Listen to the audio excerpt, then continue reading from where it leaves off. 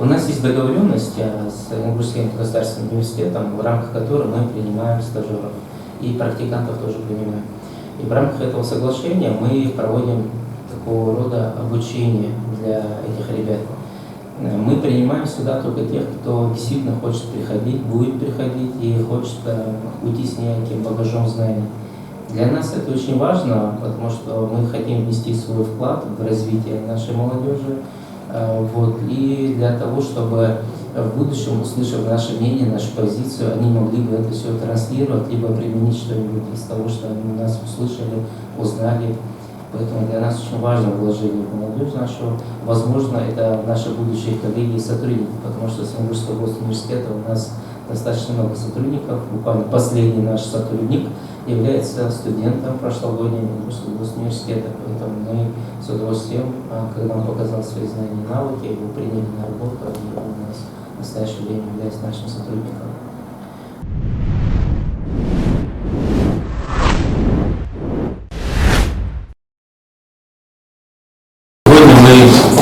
Проводим заключительный этап вашей практики, прохождения вашей практики у нас.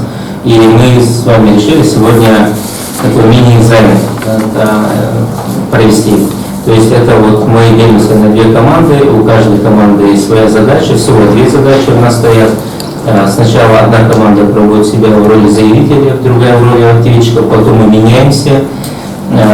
Проходить все заседание будет абсолютно как в реальной жизни, как мы проводим. То есть права и обязанности будем засчитывать, мы будем вас выслушивать. После того, как мы вас выслушали, мы вас попросим удалиться из зала заседания для того, чтобы остаться комиссии для принятия решения. Мы примем решение, вас позовем, объявим свое решение и объясним, почему принято то или иное решение. Поэтому пользуйтесь всеми правами и обязанностями, которые вам предоставлены процессуальным законодательством, и будем сегодня проводить эту работу. В любом случае сегодня не будет проигрыша стороны, потому что вы получите, самое главное, вам получить опыт. Этот опыт вы сегодня получите. Необходимо еще отметить, что мы никогда ранее с практикантами, со стажерами, точнее, которые к нам приходят, мы такого рода игры не проводили. Если это будет продуктивно сегодняшнее, то мы уже внедрим это в нашу работу и будем более активно этим пользоваться сами. И если мы этим будем пользоваться впредь, то мы даже можем вас, кого-то из вас, кто себя лучше проявит, приглашать к нам. Если вы, конечно, захотите к нам приходить, в следующий раз со студентами, когда мы будем проводить, вы можете там более на самом формате уже команда будет также делить с вашими коллегами, которые учатся на курс ниже, чем вы. Вы будете наставниками, направляться, и здесь будем дальше работать. В любом случае, с более активными из вас мы планируем, мы бы не хотели расставаться навсегда, хотим у себя видеть вас. Но если вы учитесь первый, второй, третий курс, еще мы вас не можем брать на стажировку уже более по договору. Если вы закончились, то без проблем, когда вы закончите, если вы захотите, активно, опять же говорю, если вы захотите у нас пройти стажировку, мы вас обучим тому, что вы знаем сами. И надеемся, что вы еще больше научитесь тому, чему мы знаем. С вами нужно это вокруг. Тогда начнем с 14 статьи, потому что у нас первый закон о защите конкуренции. Кто у нас заявитель? Вы. Заявление подбирайте.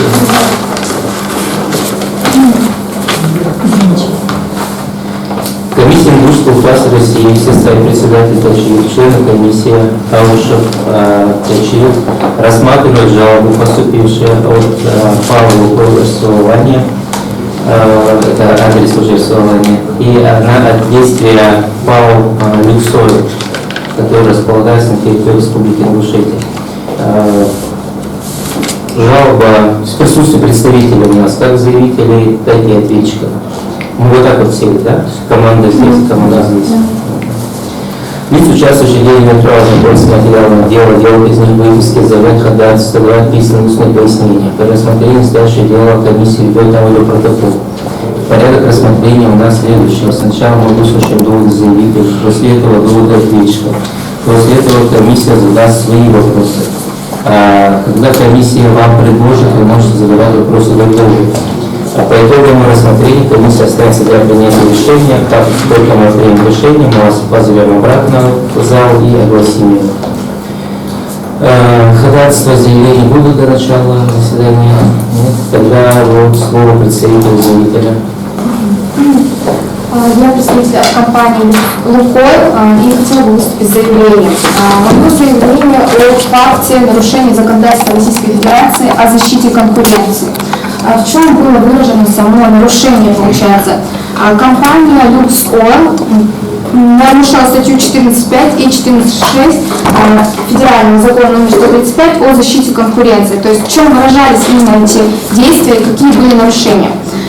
Статья 14.5, то есть согласно этой статье закон защищает именно интеллектуальную собственность, результат интеллектуальной деятельности человека получается. И в чем было нарушение нашего оппонента?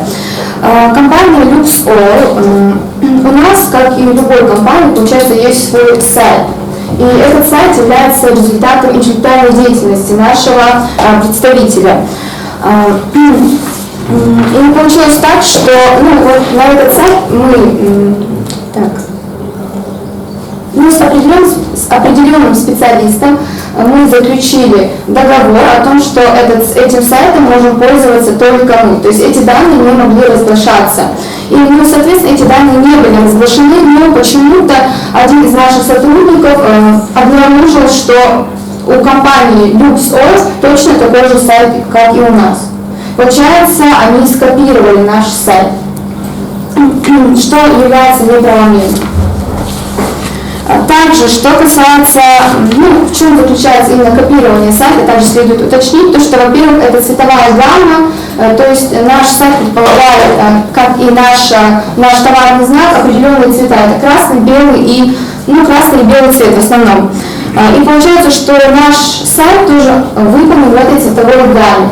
Цветовая гамма, так же как и товарный знак, так же как и сам сайт, он зарегистрирован, и мы являемся, только мы являемся правообладателем. У нас есть свидетельство из реестра, из Роспатента. Вот, в общем. Передать? Да. В чем заключается следующее нарушение? Помимо того, что был скопирован наш сайт, также компания Lux Oil скопировала и наш товарный знак. То есть в чем заключалось само копирование? Лукойл, они, получается, сделали свой товарный знак, если так можно сказать, название Lux Oil. Даже из самого названия мы видим, что они звучат практически одинаково. А также в чем заключалось еще копирование, то что даже самая цветовая гамма. Единственное, что они сделали, они поменяли на английский язык. То есть наш, допустим, на русском у нас, конечно, есть и на английском языке тоже, но они поменяли сделали свой товарный знак лишь на английском языке. Тоже данные действия являются неправомерными, они нарушают статью 14.6 Федерального закона о защите конкуренции. Прошу вас разобраться с этим. А вы жалуетесь на недобросовестную конкуренцию. Lux Oil является вашим конкурентом?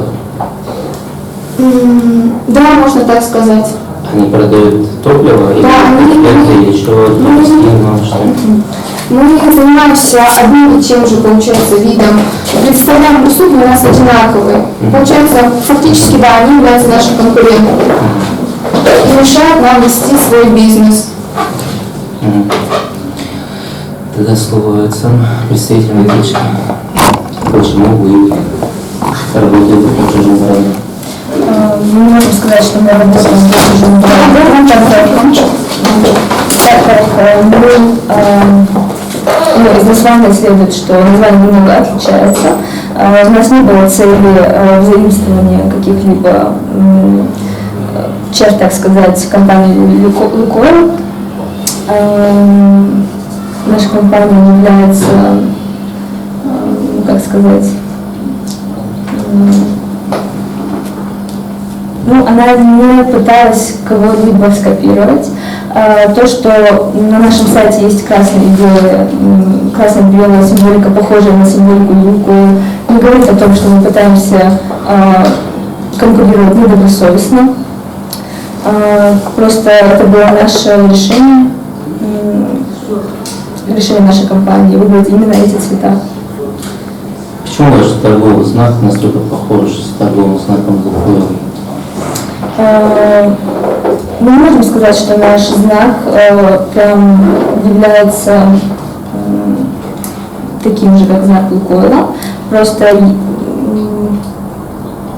может быть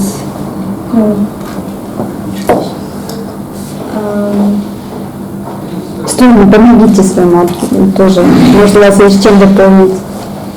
Вы же видите. Ну да, Давайте дополним. да.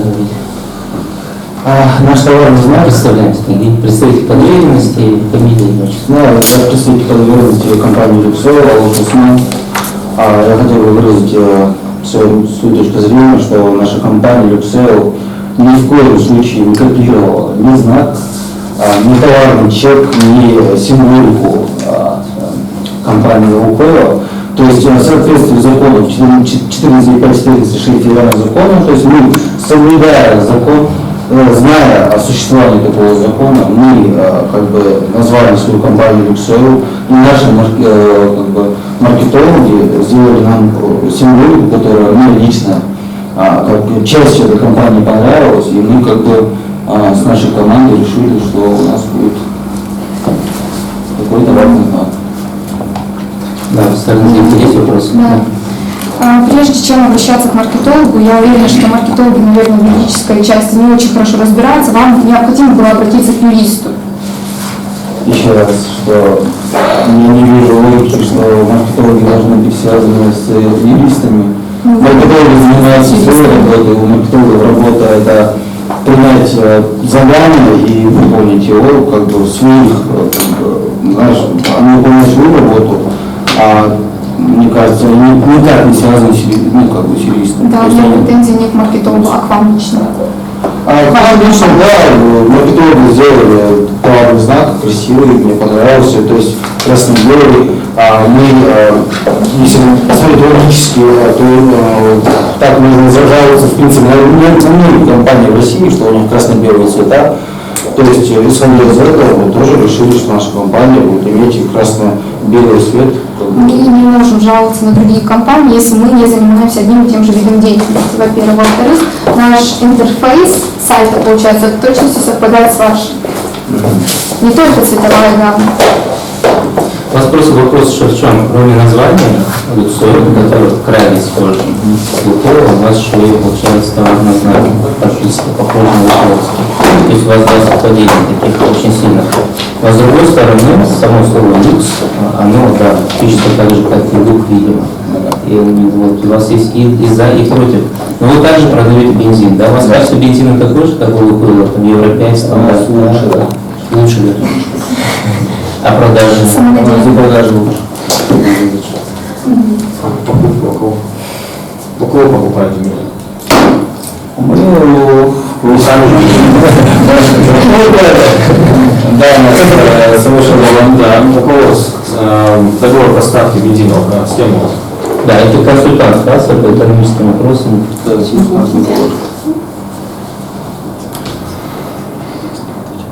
Ну да, у нас контракт с иностранной компанией, которую мы разглашать не можем, к сожалению. Из наших личных, можно сказать, адвокатов. Нет, смотрите, у нас, если откладывается дело, и статья 25, там вплоть до медицинской тайны, у нас есть полномочия разглашивать и говорить на рассмотрение, что у нас вот такая тайна, когда нас обвиняют в том, что вы использовали товарную марку, то тут медицинская, поэтому вы должны с кем у вас договор, не может быть государственный или там коммерческий? Ну, к сожалению, сегодня у нас сегодня нет человека, который отвечает за поставку топлива, и мы не сможем вам ответить на вопрос.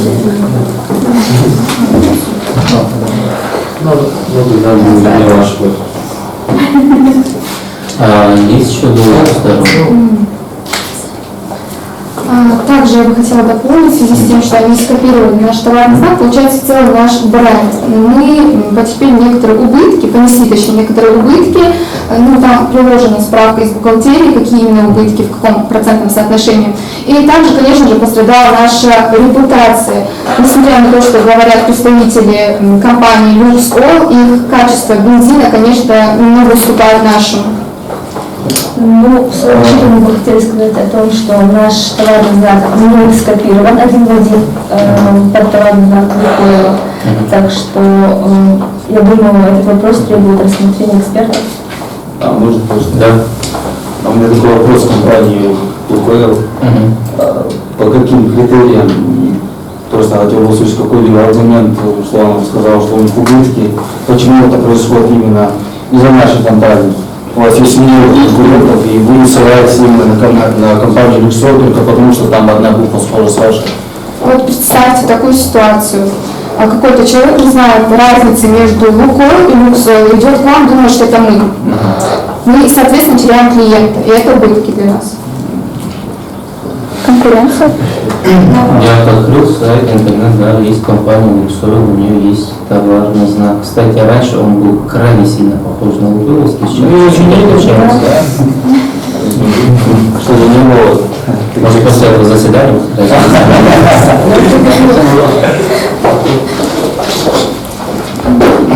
Доказательства есть еще у сторон.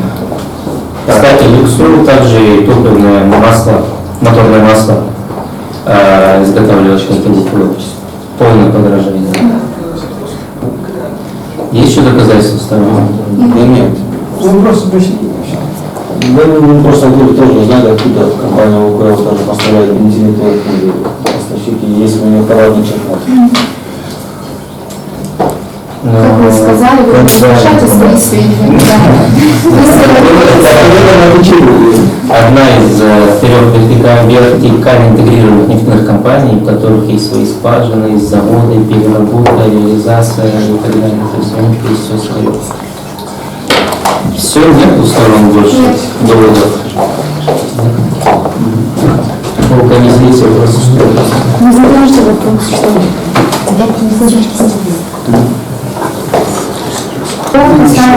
В вашем бухгалтерии есть именно даты, числа, когда прошли убытки?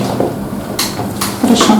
Что касается первого вопроса, когда была открыта наша компания стартовала свою деятельность 1991 года, но в связи с тем, что в стране были некоторые кризисы, не очень благоприятная обстановка, товарный знак сам был зарегистрирован только в 1998 году.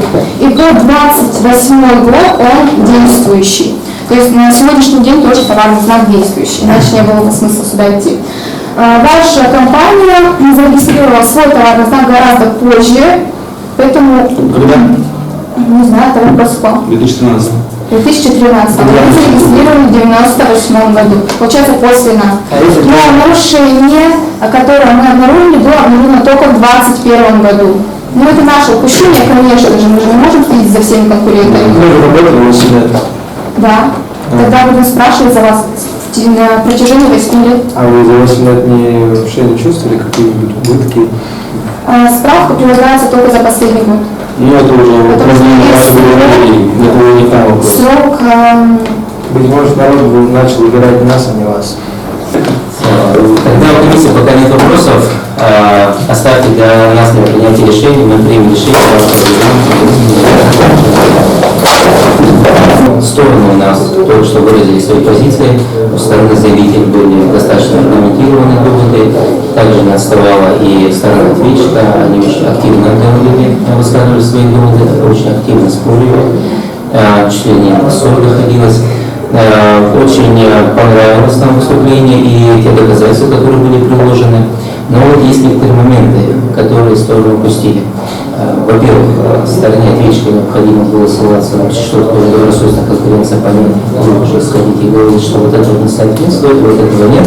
Соответственно, мы не подпадаем под терминологию недобросовестной конкуренции. Сторона ЗК заявителя упущения, по нашему мнению, было в том, что это просто некие пустые доводы, без подтверждения чего-либо. Например, данного рассмотрения довода могли быть, это мнение заключения Роспатента о том, что товарный знак является похожим до степени смешения, а также опрос покупателей о том, что они могут перепутать знак Лукойл с Луксойл.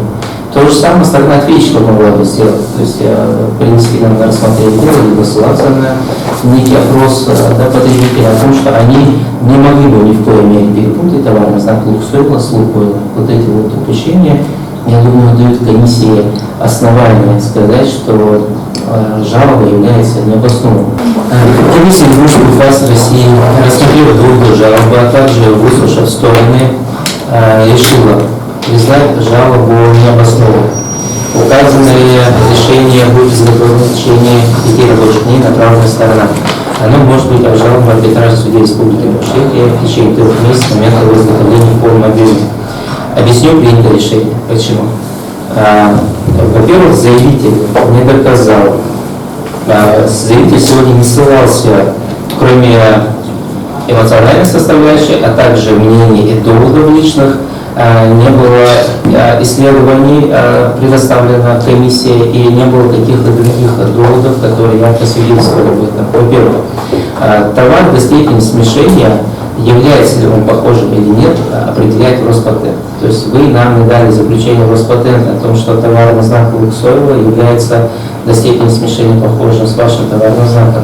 Плюс еще вы нам не дали и также доказательством того, что это все похоже, если у вас нет заключения Роспатента, могло бы стать и опрос потребителей, которые сказали, что мы перепутали, да, вот мы перепутали и заехали несколько раз, допустим, на заправку Луксойла, перепутали его с Лукойлом.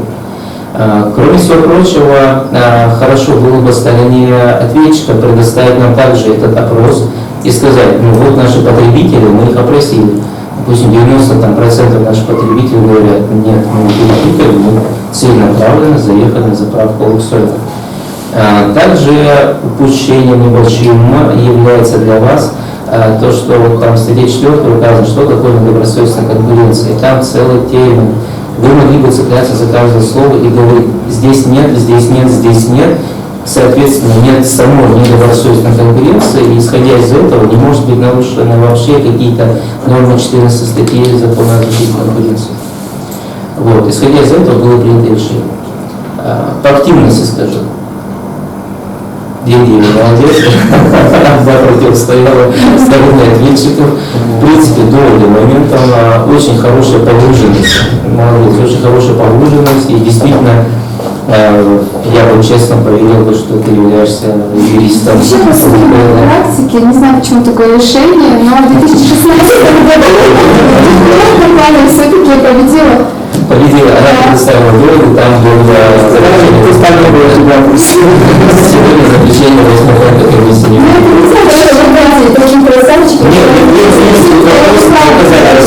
Нет, возможно, Луксойл не прав. Возможно, вы еще доработаете свою жалобу. Да, можете высказаться, можете прийти еще раз к нам позже с доказательствами.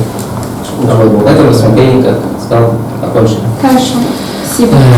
Да, я задумался.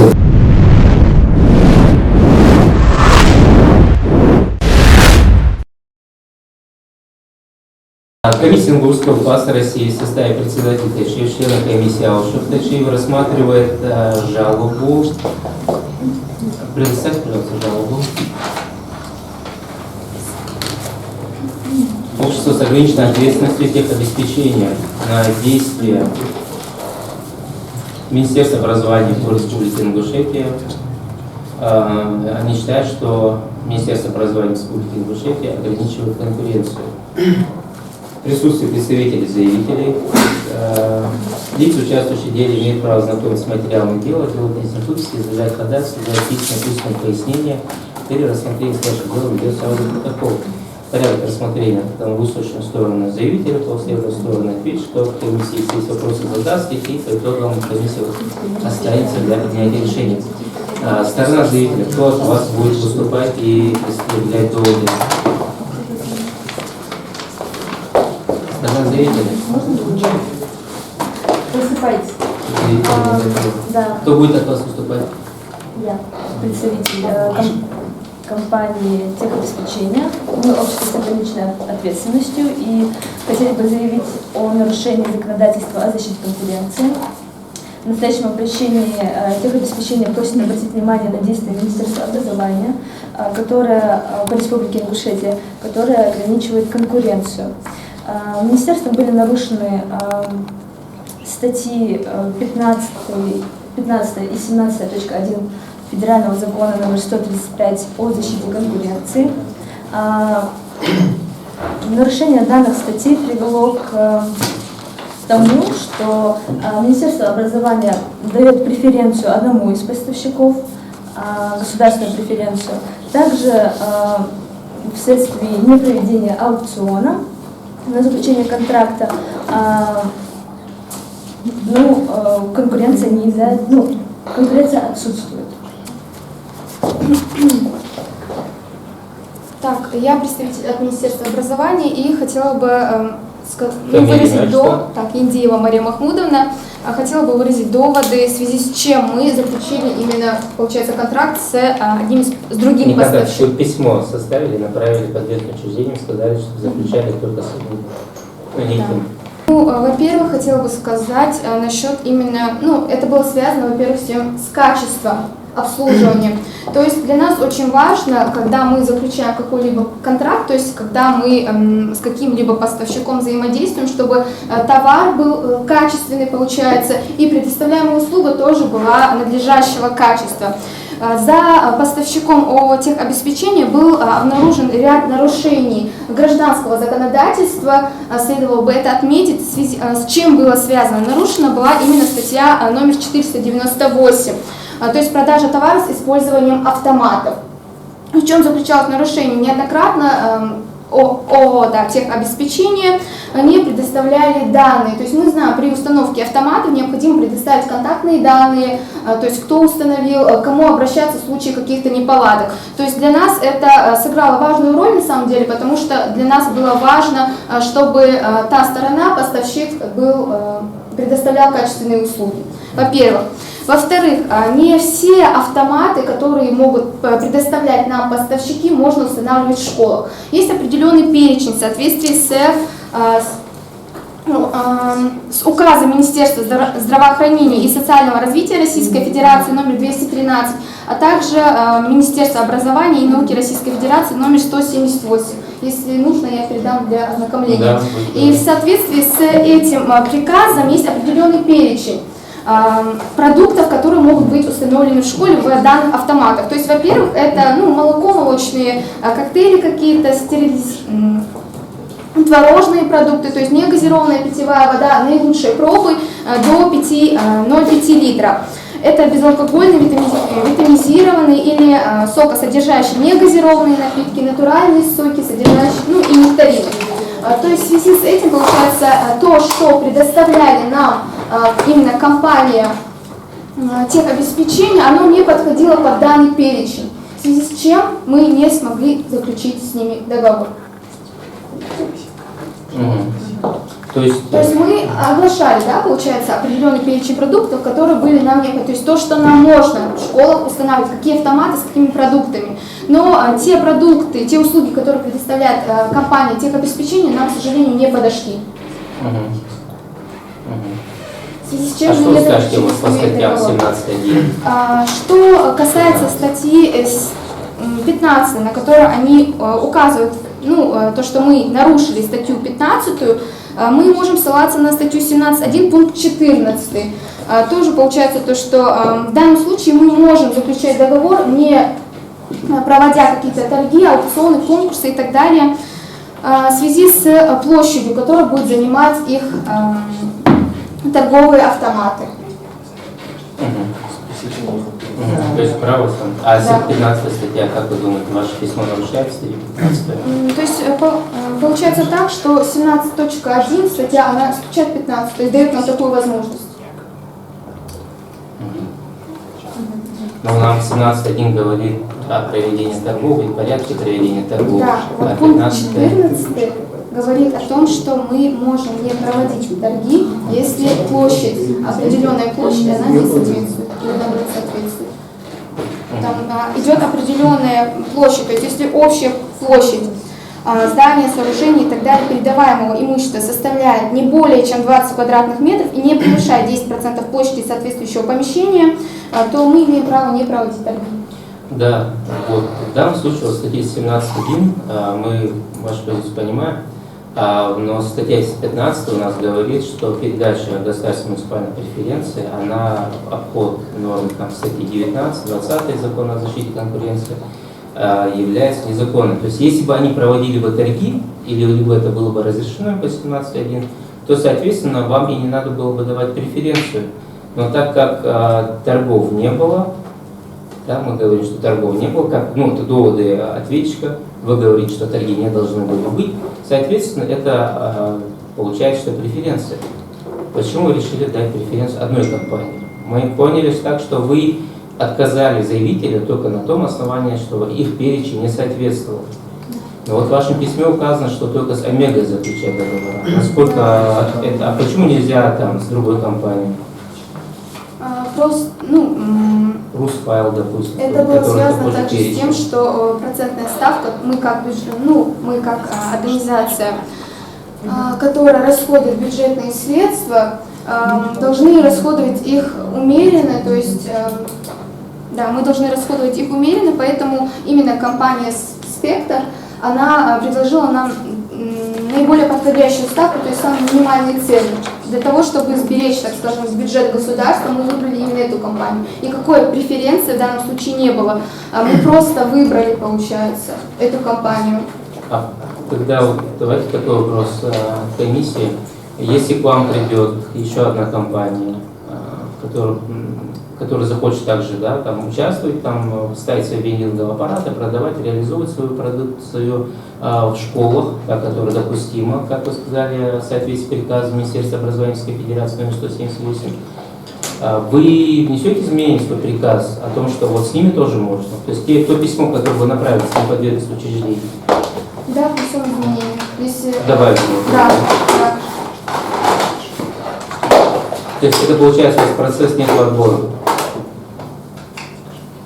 Да, по соответствии с приказом Министерства образования и Министерства здравоохранения в том числе.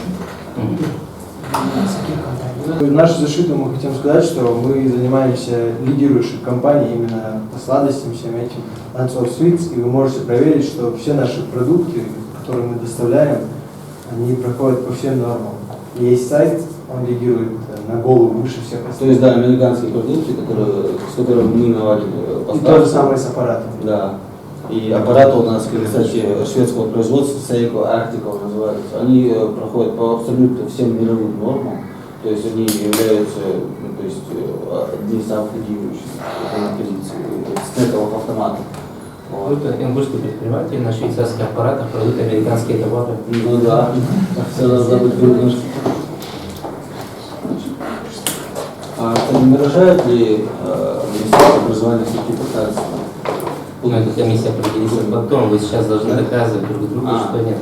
Но вот пока, из того, что они такое, если не среднее, подвести средний итог, то у нас получается, что ваше заявление, жалоба ваша, содержит две нормы, которые в принципе противоречат друг другу, в котором вы обвиняете орган власти. Орган власти вам парирует, говорит, что мы против этой организации не принципиально, потому что это эта организация, а потому что у этой организации не тот список продуктов, к реализации которого возможно через виниловые аппараты. И я так понимаю, что если вы представите тот список, в принципе, Министерство образования готово выслушать вас. Вот. Если у вас вопросы есть, у меня были, честно говоря, вопросы, продолжение тогда к Министерству образования. Есть ли у вас вопросы к Министерству образования?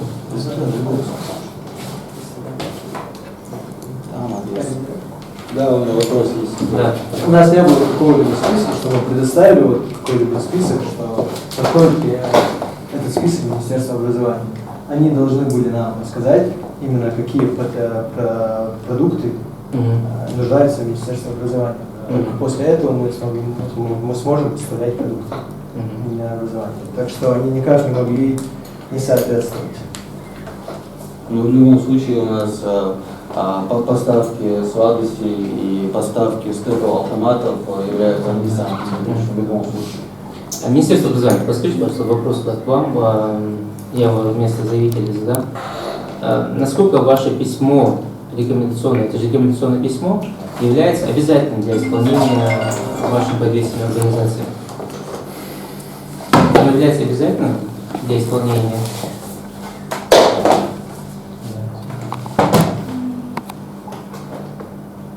Ну, получается, мы, как в данном случае у нас школы и остальные образовательные учреждения находятся в подчинении, то получается, да, вышестоящие, ну, как бы управляющие являемся мы.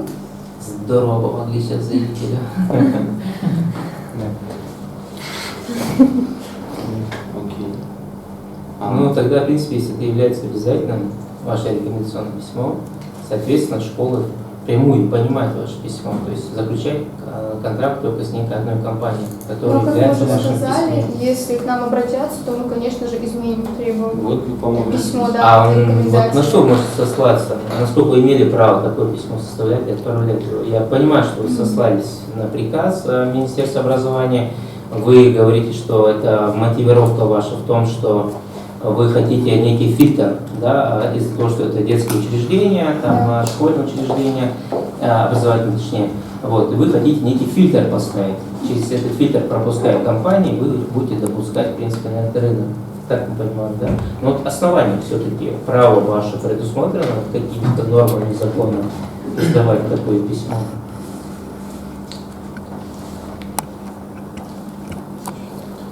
Можно еще вопрос? Заявитель сам не вникся в этот вопрос. Да, давайте вопрос. Как-нибудь вы могли бы аргументировать, почему вы должны нам отказать? Они аргументировали. Они говорят, что ваша продукция не подпадает под критерии. Так, я еще раз говорю, должен быть отправлен какой-либо список с Минобра нам, что вот якобы вот эти конфеты, вот это должно предоставляться нам. Как И я мы после этого должны предоставить те самые продукты, и только после этого они нам могут отказать. У меня вопрос к другу. Министерство образования говорит о том, что у них есть контракт с какой-то определенной компанией, что у них есть там какой-то иск, договор, что вот эта компания и все. То есть ранее услышим, что если обратится другая компания, то они могут изменить свое законодательство. То есть мы обращаемся к ним с продуктами, которые полностью устраивают и мировой, и российскую промышленность. То есть получается, здесь образование, в принципе, даже если, ну только если принципиально отказать, они нам не могут сказать ни в каких критериях. Вот мы обращаемся, да. Вот, аргументируйте то, что вы нам отказываете в поставках нормализованной продукции. Опять-таки, вы понимаете, что в школах нельзя продавать все, что угодно. Мы не важно, возражаемся, что какие угодно. у вас сладости, европейского, швейцарского качества, если просто-напросто они не подпадают То есть, под получается, список. вы принципиально нам отказываете. Нет, не принципиально вам, просто потому что ваши сладости не соответствуют данному списку. Встречный вопрос. Тогда откуда доставляют вам сейчас, предоставляют эти продукты? Это вопросы не к нам. А так откуда вы знаете? Компания «Спектр», получается, с которой мы намереваемся заключить контракт, потому что пока мы отправили только письмо, она доставляет сладости, мы не знаем, откуда она доставляет сладости, но мы проверили качество этих сладостей, и по списку, соответственно, они Качество кто подходят проверили? нам. Да. Где проверили? Ну, соответственно, комиссия санэпидемстанции, скорее всего, Ага. проверила качество, да. Да. Вы направили письмо, правильно? Да. Вы Мы письмо можете направить изменим, такое если же. вы изъявите желание предоставлять ту продукцию, которая нам подойдет. Вы не отправляли нам письмо, правильно? В принципе. И вы сейчас говорите, что мы не можем продавать все, что угодно, правильно? Мы все, что угодно, во-первых, не поставляем. Мы будем поставлять, точнее, то, что вы нам скажете, понимаете? У нас не было никакого письменного законодательства, чтобы сказать нам вот такое, вот такое. Вы, в принципе, сейчас нам... Вы ничего не доказали, вы сами сказали, что это вот наша компания, откуда мы возим товар, что он якобы является, не проходит какие-то нормы. Вы просто говорите, мы не хотим вас покупать, потому что мы не знаем, откуда. Хотя наш товар полностью... Вы должны как минимум все это проверить. Откуда вы прислали, точнее заказываете свои сладости из Швейцарии и так далее. Для нас не важно, У вас откуда есть- у вас- вот стоите, извините, пожалуйста. А как же качество товара? Но Качество. качество для нас важно. Да, Так, ну, мы ну, говорим о Качество качестве. может быть прям отличное, и в Китае, и где-нибудь еще на Таити то же самое. У вас есть, ну, то есть вы прошли инстанцию, там, туда-сюда, у вас есть какие-либо письменные доказательства, что вы проходили какие-либо проверки? Нет, правильно? Нет. Наша продукция полностью Мы прошла. доказательства должны были предоставлять не вам. Да, Мы я понимаю. предоставили. Но у нас есть такие же доказательства. То есть вы одну компанию принимаете, отправляете ей письмо, то есть все будет хорошо. А когда наша Доказательства компания... представлены, что Я есть такие понимаю, материалы. что Есть вам заключение обидно, Роспотребнадзора о том, что не Что у вас соответствует. отличные Что- сладости, что они не Да. прошли, но, увы, под список они не А попадали. так должно же Это быть же так, чтобы рекомендательное они, письмо, то есть, Да, например, если вы начнете Минобразование, представлять то, что нам подходит, мы с радостью включим Да, вас. у нас есть... должно же такое быть, что Минобразование должны собрать там вот этого, там третьего, и пройти все, там, тот же самый нормативы пройти, и тот результат, который даст больше, Вопрос. да, и те самые должны их поставлять. То есть по итогам анализа Да. вы поняли, что есть там 10 компаний, которые те же услуги оказывают, и вопрос ваш звучит в Министерство образования, Не потому так, что чтобы- почему вы одну выбрали, Да. а 9 Я нет. только что выбрал, Да, а изучили ли остальные они эти остались. 9 компаний? Вы изучали весь рынок или вы изучаете только тех, кто к вам обращается? Мы изучили только тех, кто к нам обратился. Вы проведите. Нет, А это потому что тогда это самый лучший вариант. Минобразование легко, просто нужно успеть первым прийти. Да. Да. Ответчик И вам. по лучшей цене. Да, скинуть цену, ответчик. а на товар вообще Нет, тут не Министерство обязательно. здравоохранения сообщило о том, что оно готово рассмотреть предложение всех участников рынка. Это тут то, что первый прибежал, немного довод не подтверждается. Можно вопрос? Каким Сейчас образом, вопрос у вас- комиссии задают. каким образом вы заключали соглашение со спектром? Вот вы говорите о том, что у вас ранее было заключено соглашение, да, со спектром. Далее вы потребительственное учреждение заставили заключать договора со спектром. Каким образом у вас проходил процесс заключения данного соглашения? А, то У есть вас получается, торговли, возможно, вы размещали какие-то информационные естественно, размещали в газете, если на сайте. Каким образом у вас проходило определение именно данного кусочка? ну, во-первых, Или он к вам просто зашел в ваш кабинет, начал с вами говорить? нет, все было не так. Мы, конечно, разместили все необходимые сведения на сайте и изъявили желание лишь несколько компаний, в том числе вот «Спектр» и компания «Техобеспечение».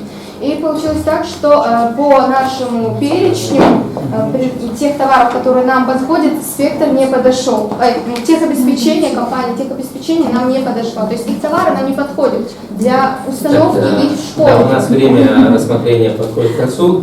Коротко тогда каждая из... Да, конечно. Поэтому мы отправили рекомендательное письмо. То есть оно Давайте еще не сейчас- исполнено, и мы можем внести изменения. Да, Можно большое тогда спасибо. вопрос сказать? Тогда давайте резюмируем, коротко резюмируем, представитель заявителя. То есть они... Не вопросы, Да, резюмируем всё, позицию. хорошо.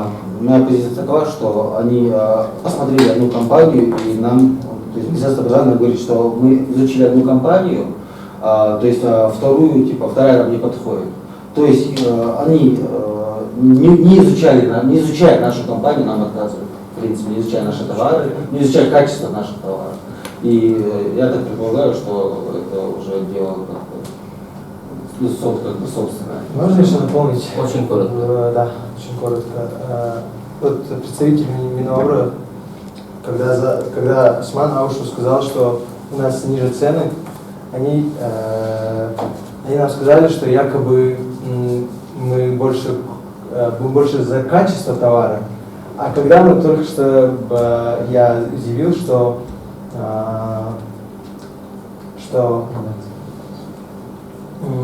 Качество.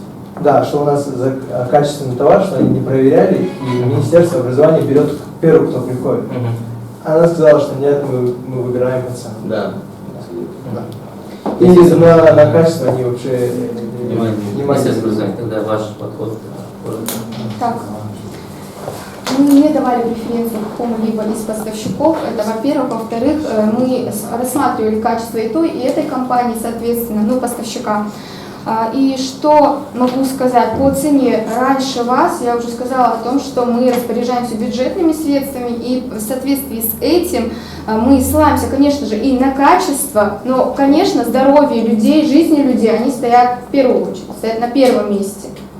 Когда мы сказали, что... И мы сказали, что они предоставляют по их, то есть цена в данном случае соответствует качеству.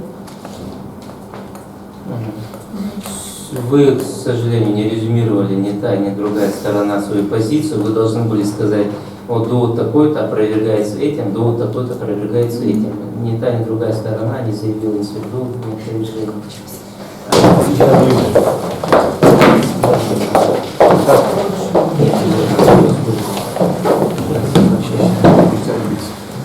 Комиссия Ингушского УФАС России, рассмотрев доводы жалобы, а также проведя проверку доводов сторон, решила признать жалобу необоснованной. Объясню, почему принято такое решение.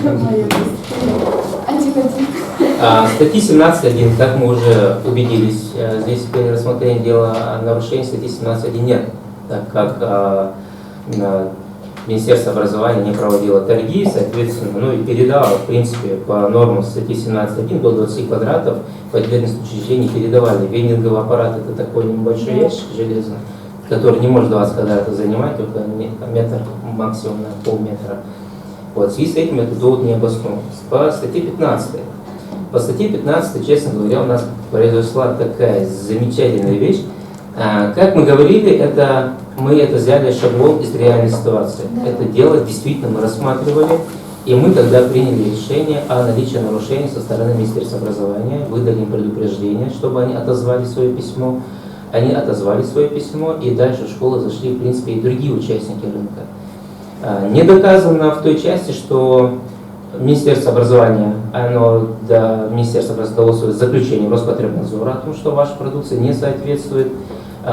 Вы его не обжаловали и не сообщили нам о том, что заключение обжаловано, либо вы подали новую заявку для проведения экспертизы в другие независимые организации.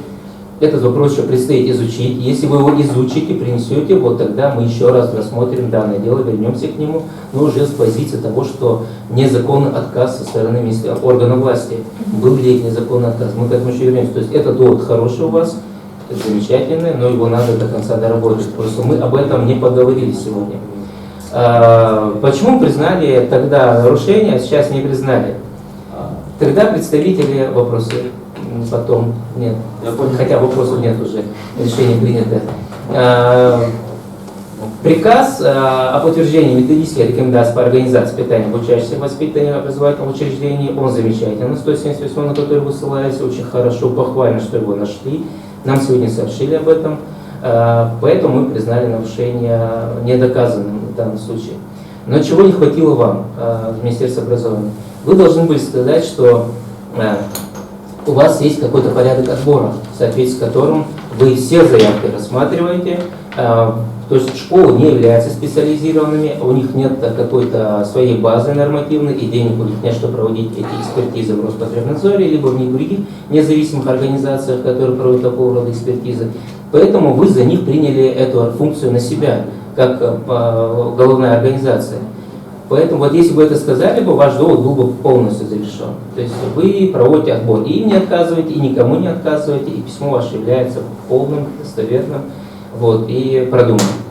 Вот этого очень не хватило вам. Но в принципе 178 это хороший приказ. Когда вы сослались на 178 приказ, стороне заявителя не хватило сказать то, что мы не организовываем процесс питания. Приказ говорит о подтверждении методической рекомендации, вы даже не посмотрели на этот приказ, о чем он говорит, и не стали обжаловать, то есть, точнее, подвергать сомнению этот приказ. К сожалению, вы этого не сделали. Этот приказ говорит о том, что это регулирует отношения, связанные со столовой, но никак не вендинговыми аппаратами, которые продают там что-то. То есть вы должны были сказать, слушайте, где этот приказ, мы не организовываем процесс питания. В вендинговых аппаратах не обязательно питание продавать, может вы там сим-карты продаете, я не знаю, еще что-то продаете. Вот мы ушли куда-то в процесс питания и вот уперлись в питание и пошли дальше. То есть дальше нужно было это подвергать сомнению. Вот, на этом, в принципе, рассмотрение окончено, я об этом сказал. Подводя итоги в целом, есть мнение, да? Член комиссии? Ну, да. Подводя итоги, хочу отметить, действительно хороший уровень подготовки стало. Достаточно хороший, серьезно вам скажу. Даже действующие юристы, действующие организации, которые к нам приходят, вот так вот не представляют аргументов. На самом деле, то, что вы сказали сейчас, это соответствует уровню института, может быть, даже чуть выше поднять планку. Вот. Но в жизни то, что к нам приходит, достаточно не могут сослаться на некие сторонние приказы и подвергать сомнению доводы друг друга. Возможно, довод Министерства образования был бы железным, но вам все равно стоит его подвергнуть сомнению, понимаете?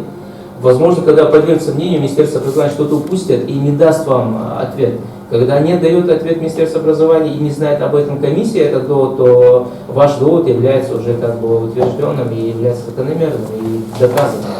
То же самое не хватило и вам, когда они говорят. Но в принципе общий уровень, хочу опять подчеркнуть, достаточно высокий. Поэтому, да, я слышал, обратил, что вы молодцы. Вот, чувствуется не только институтское образование, но и выходящее чуть-чуть за грани того, что нам дает сегодня наше образование. Поэтому молодцы, все молодцы. Ничья, ничья, но... Да, Мария молодец. Все молодцы. Не, молодцы. Все. Вот